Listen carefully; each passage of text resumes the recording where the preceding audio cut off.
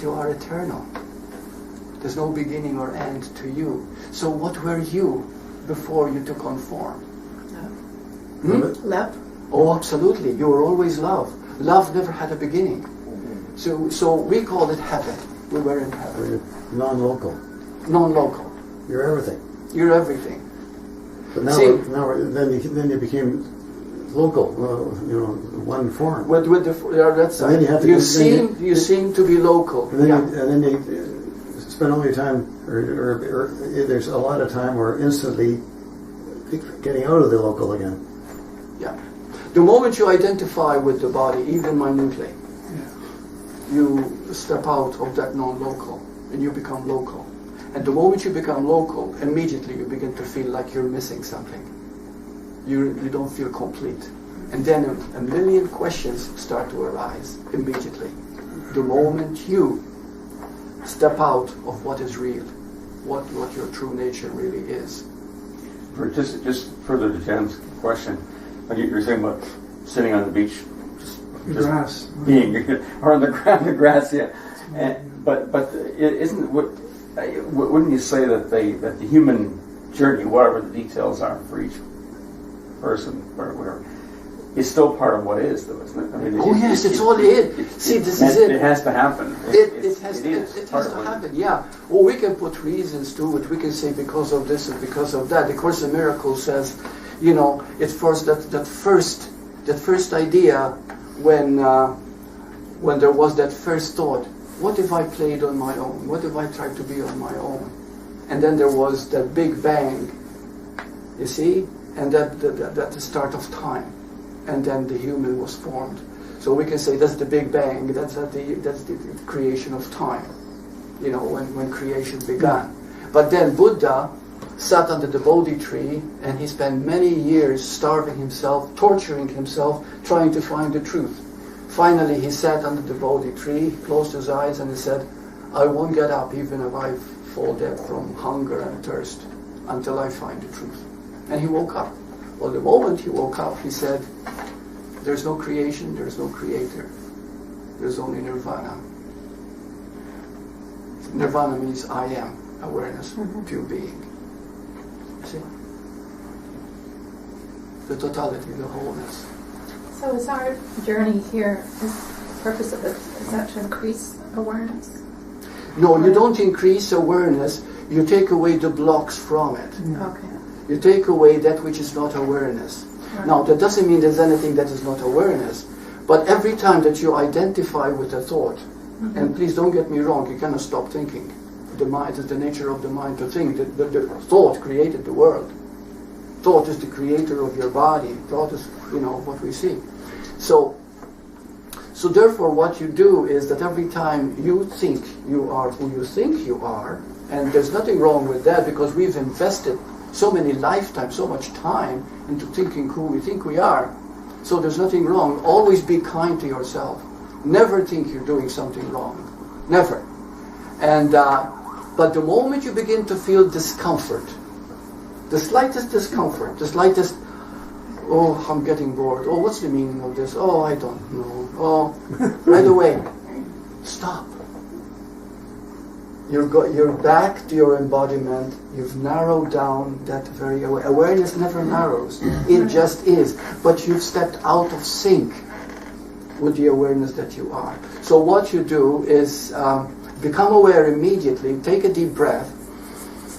Whenever you find any discomfort coming, whenever you are caught, and it's okay. It's all right. There's nothing there. I mean, if a fear comes, and if you have the courage to actually look at it, you'll find nothing there. Try to look at a fear and tell me what you see. You see?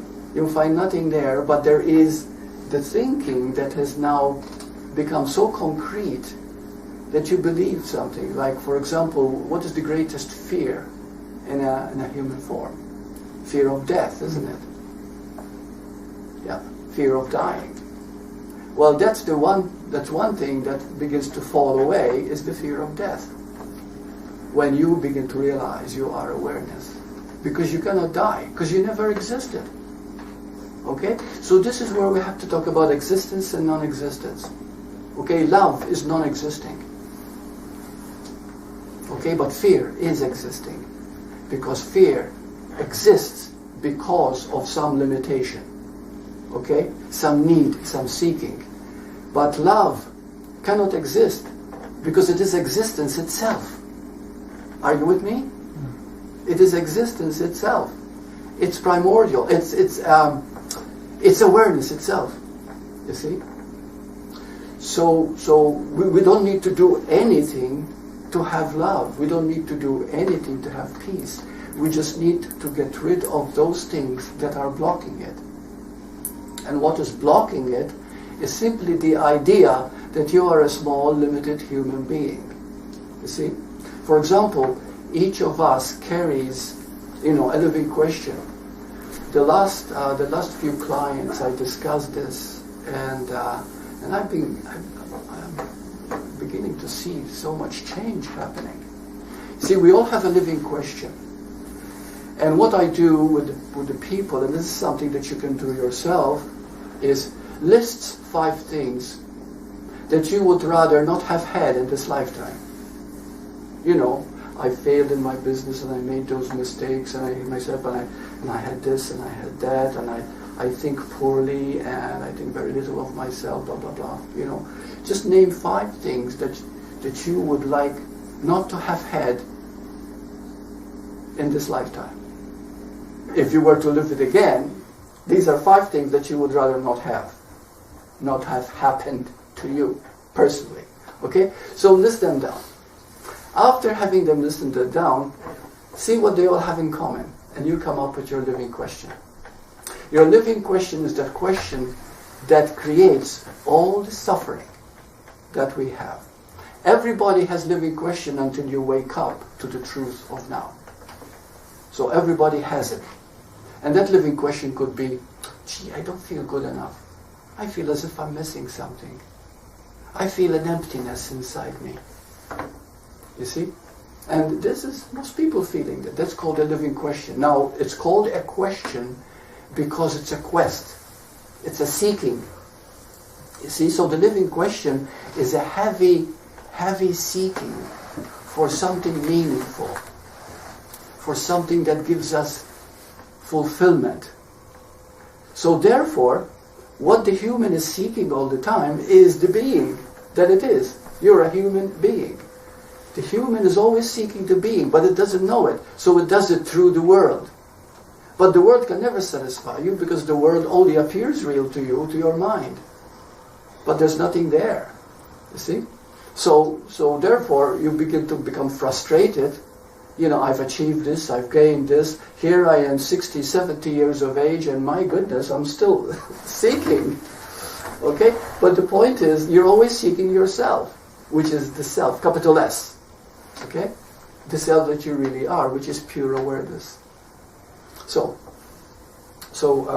where were we?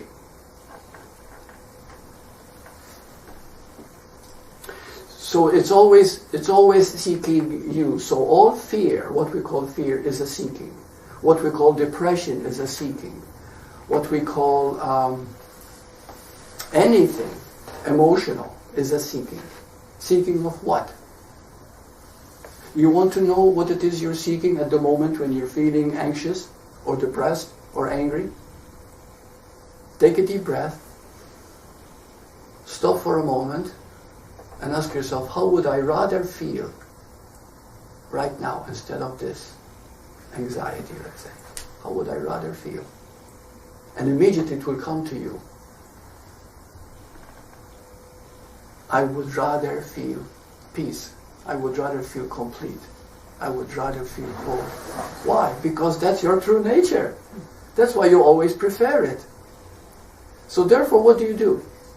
Be it. Because that is more real than the anxiety you're suffering.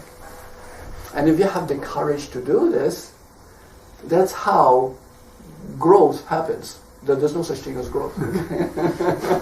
But what happens is that you begin to fall away from that which is holding you back.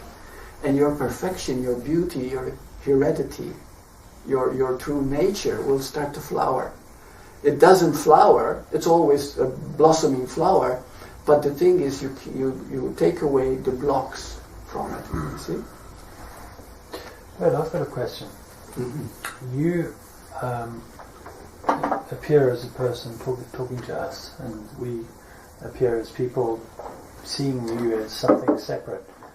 Are you simultaneously aware of your limited and the whole simultaneously? Yeah, I'm aware of my limitation, you mean? So you talking to me as Yeah. a separate person, but are you aware of you as a limited person and me as being part of you simultaneously? Simultaneously. Ah. That's very good. Very good. See, because we never lose our sense of separation as long as we have a form. We never lose it. The I will never go. Some people says, I want to get rid of my I.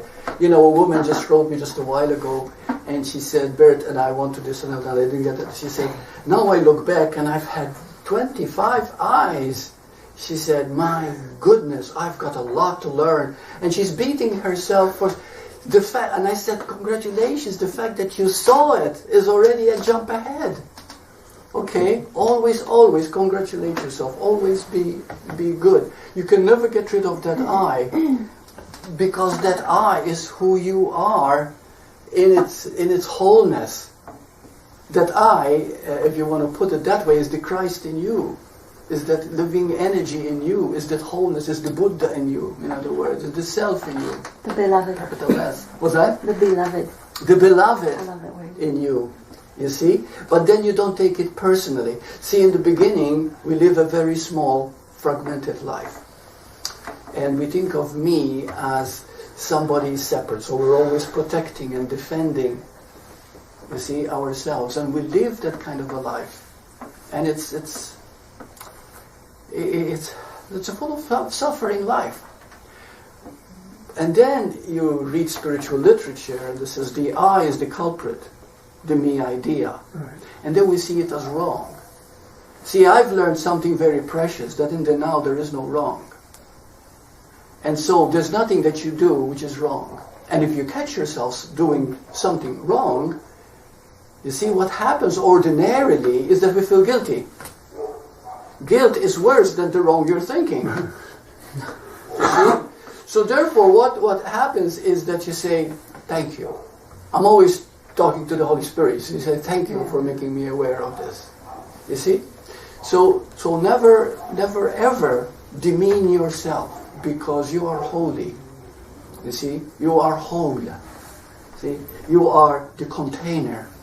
There's a hole in that container, and it's whole, it's holy, and it's complete. You see? And everything else that you see and experience sensually are the contents. But they both one. You see? They're both one. It's all enmeshed in one. But the thing is that in the beginning you cannot understand how everything is that oneness. You see? But the moment you begin to see that everything is one, thought and awareness are also one. But unless you see the difference between them, you cannot see their oneness. See, thought and awareness are totally different. Awareness is. Right now, if you're totally listening and feeling what I'm saying, who is listening? Who's listening? Awareness itself. You see? But if you think about it, you have created the thought, you make that thought real. I agree, I don't agree, but what if, well, I wonder. Okay? You go into all that, you've lost it. You've created a block to that awareness. And then you say, I'm confused. I can't figure it out. You see? So the moment you are confused, stop. Be grateful that you are aware that you're confused. And the confusion means that you're caught in duality between the I and the I. Okay? Like I said. So the I that you ordinarily are, you think of as just the body, just your name, just your background, your conditioning. Okay, you don't deny anything. But see that you're far more than that. Because when you're very still, ask anybody when they are, says right now, forget your name, forget the past, everything, just right now, who are you? And 99% of the people will say, I really don't know. It's true. And it's not wrong, because we don't know who we are in the moment, because in the moment you're just awareness. Just awareness itself. And awareness is not a something. You are. You see? But the moment you begin to accept its unlimited aspect, then you begin to see possibilities, you begin to see probability, what is another word? It's the endless possibilities. See, literally endless. And that's who you are. The moment you start to limit yourself, then you begin to think there's something wrong with you. And the moment you begin to think there's something wrong with you, there is. Because you created it. Because there's another aspect to us, you see. The difference between thought and awareness, thought is creative. The world that you experience right now, the way you look at people, the way you think people are, the way you think you are, the way you think the world is, if you keep listening to the news every day, people killing each other all the time, and you dwell in that, you're going to believe that the world is terrible. Believe me, you're not a happy person. Okay? Because that has become your world. But you can make your world whatever you want it to be, because your thought is the creative aspect of you. You see, you don't get rid of thought, but you make it creative. The moment you identify with a thought, you become the thinker of that thought. That's called ego. But if a thought passes, and you don't think about it, and you see it as just a thought, and it's okay, whatever the thought is, it's okay, because we've been conditioned with billions of thoughts. You see? And it's okay. Then you go back to being the watcher, the witnesser of that. So why would you say, how would I rather feel? If whatever the thought and emotion is, whatever is happening, why would you want to be somewhere else other than the thought that you're now having, whether it's a negative thought? If you just allow that thought... You see, if you allow the thought, you automatically come back to your preference. You see? So the thing is that whenever you stay with anything at all, if I stay with a fear, what happens if I stay with a fear? No, that's very good, okay? I want to stay with that. If you stay with a fear, what happens? Dissolves. And why does it dissolve? Because you see it as a seeking. It's a frustration of love. It's a need for love. Because at the moment you don't feel loved, you don't feel you belong, you feel as if so that there's something wrong, okay? So there is a fear. But if you stay with it and you see it as a seeking, automatically it begins to dissolve. The moment it dissolves, you're back to the way you prefer. If, however, in the beginning you don't know how to deal with your anxieties, depressions, negativities, then ask yourself, how would I prefer to feel instead of this anxiety? And immediately the preference is, I prefer to be happier. I prefer to be more loving. Okay? Because that is your true nature. So you haven't achieved anything, you haven't done anything, you merely reminded yourself that what you wanted through that negativity was this preference. And after a while you don't have to be reminded. And that's right. That's right. It's just the beginning stage. In the beginning you need to do it, yes. You need to do it to keep remembering all the time that who you are is what you prefer. What you prefer is who you are. Right. And then you might say, but what about the anxiety and the fear? The anxiety and the fear are the seeking of that preference. You see? If you're unhappy at the moment, what does it mean, being unhappy? Feel it out. I am not happy. Why? Because I don't have the happiness that I want. I got it? Right. So that means you are seeking happiness inadvertently. You don't realize it. Yeah. So the moment you remind yourself that this is what you prefer, you say, oh my goodness, that's what I've been seeking all along. After a while, you don't have to say anymore, how do I prefer to feel? It starts automatic. It becomes an automatic process. Is there a switchover between an individual discovering trust in the universe or trust happening through a parent individual? In other words, it's ongoing thing in the mind. The real trust happens individually, and it happens in you. You are trust itself. See, trust, surrender, all these things, these are words. These are our nature. For example, right now, you hand me an apple.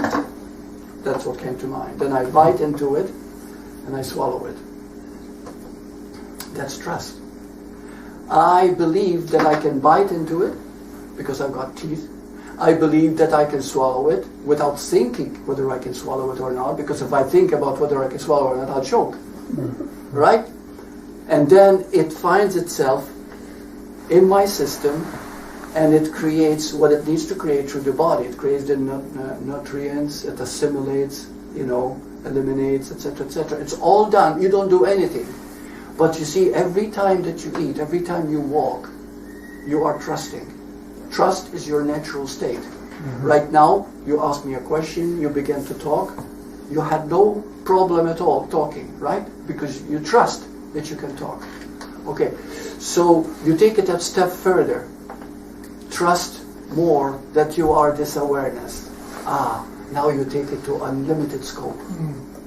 You see? So you cannot help being aware, because here you are. You see? You're aware that you're here, you're aware that you're seated, you're aware that you have a body. And this is what we talk about, our body. My body. Who is saying my body? Who is it that is saying my body? The body. Hmm? The body. No. When you say, this is my body, who is saying it? I guess awareness again. The awareness. My body. It belongs to me. But who is this me that is talking? You see? So this is where we will differentiate about the me. When you talk about my body belongs to me. See? So the body to you really, if you look at it, is just like having a coat. Having a car. My jacket, my clothes, my body. You see? The guy who's saying my is you. The I. That I, when it begins to realize that it's far greater than the body, it's so expanded that you are what you're aware of. It has no limit. In fact, the truth of you is holographic. And now can you imagine how much you've released that I from its bondage? You've released it from its imprisonment in the body. And that very release now says, I laugh more, I enjoy more, I love more, I am happy more, I am more secure. You see? But these things don't exist. They are the very release of the bondage that you thought you were. A release from the prison that you thought you were. So that's all that is really happening. So never get rid of words like I, whatever, but keep exploring and keep on seeing that it's not limited. The I is not limited. So you were saying, Burt, that you're increasingly becoming aware that nothing is wrong. So you were saying a person becomes out of alignment and then coming into alignment.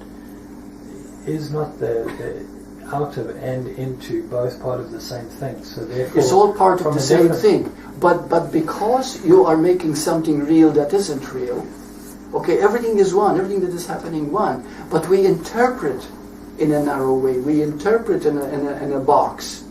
You see, we think we are very small. When we think in a box, confined, this is fear, this is confinement, this is limitation.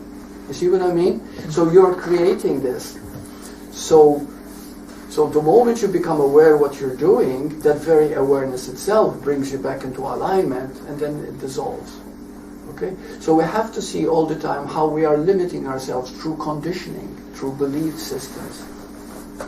And as we allow, allow the expansion, again, words. All right? We cannot take words literally. We have to find the meaning. Nothing expands.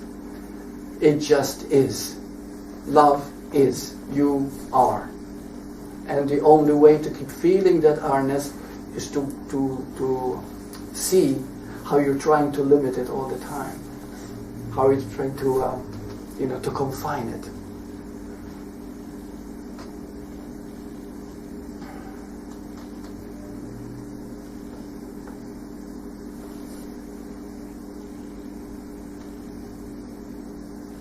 You know what is beautiful too? The most beautiful thing? Like, I don't have perfect sight, so I don't see your faces very well, but I feel your energy.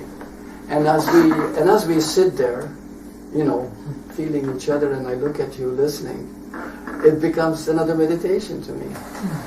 It's so beautiful. And the more you listen, the more I get your grace. You see, because what you give, you receive. And when you listen, you are giving the greatest gift you can give. Did you know that when you listen? If you have a child, and that child is very troublesome, it's because you never listened to that child. But if you start listening to that child, you've given that child the greatest gift, and that child will start to grow in a very healthy way. Because listening is what we give, is that listening is love itself. You see, that fulfillment. Listening is allowing.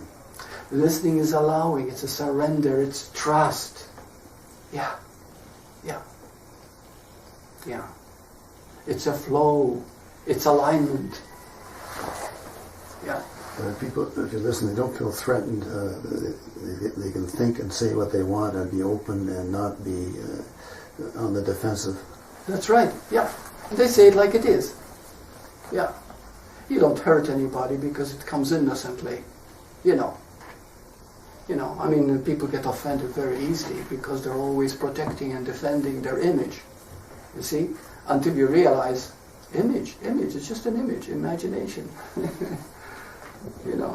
But you're more than an image, you are.